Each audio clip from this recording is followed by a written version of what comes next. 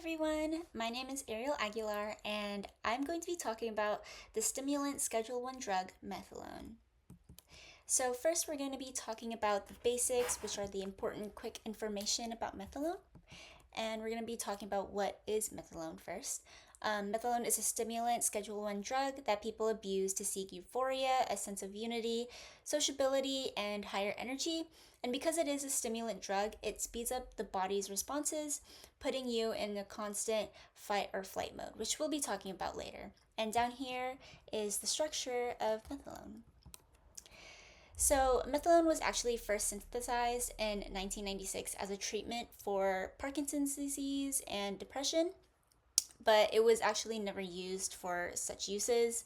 But in 2004, it was actually used and advertised as a room deodorizer in those like little spray cans, or like the most especially the liquid spray bottles for a room deodorizer. And it sparked popularity by a Dutch radio host named G.L. Bielen, and he actually took this drug, methylone, while live on radio. So methylone was actually sold more commonly as a liquid under the brand name Explosion in a 5 milliliter tube or like bottle, as you can see in this photo. But it was also sold in a crystallized or powder form as well, just not as common as Explosion in that little bottle. For the route of administration, methylone can be drunk in a little liquid form orally, or it could be snorted or inhaled in its powder form. So if it's sold in the crystallized form, they break it down into powder and snort it from there. But it's more common to be, or to for it to be taken orally, liquid in the liquid form. The desired effects. So these are the effects that people chase with methylone, and it's euphoria, stimulation, feeling of unity with one another, empathy, increased alertness, higher energy, excitability, and high sociability. And this is kind of where like the fight or flight mode kind of comes in. It kind of comes in with the stimulation, the increased alertness, and the higher energy. As for the undesired effects, taking methylone can lead to muscle tension, dizziness, nausea and vomiting, increased heart rate and blood pressure, insomnia, lockjaw, which is like teeth grinding, and changes in consciousness. So like having a hard time understanding like what is real, what is like life. Yeah.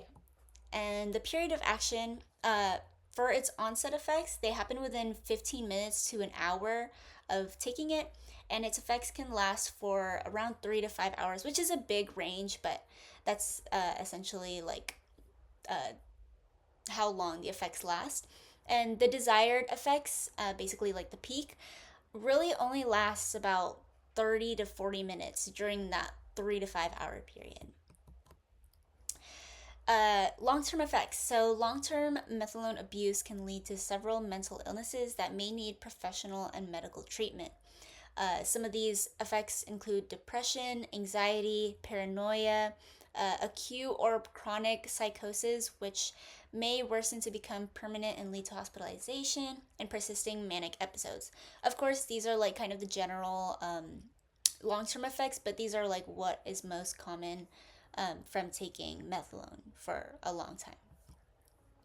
Now we're going to be going into the science behind methylone and how it works. So the ADME, basically the administration, the distribution, and metabolism and excretion. The administration, it is taken orally or inhaled with a moderate bioavailability of around or approximately 70%. It's distributed through fatty tissues because methylone is lipophilic. It is metabolized in the liver with or by demethylation, which produces MDC, which is methylene dioxycathinone, and it's excreted within the urine with a half-life of about 4 to 6 hours. So for the mechanism of action, methylone inhibits serotonin, dopamine, norepinephrine uptake, which causes the neurotransmitters to constantly trigger the postsynaptic neurons receptors over and over again. And because it is structurally similar to MDMA, the effects of methylone are actually like really similar. And you can see here, like the structure between these two are literally almost the same. It's literally just missing one component, you could say. Now, for the skeletal and muscular system, methylone uniquely affects the skeletal and muscular system through muscle and jaw tension. So the increase of the dopamine, norepinephrine, and serotonin neurotransmitters actually play a role in muscle rigidity, which leads to jaw tension and muscle tension, and that's kind of how you get lockjaw from taking methylone. Thank you for watching my video. These are the resources that I used and like researched on. I'll leave this on the screen here so that you guys can like uh, read for more information if you want to learn more about methylone. Thank you for watching.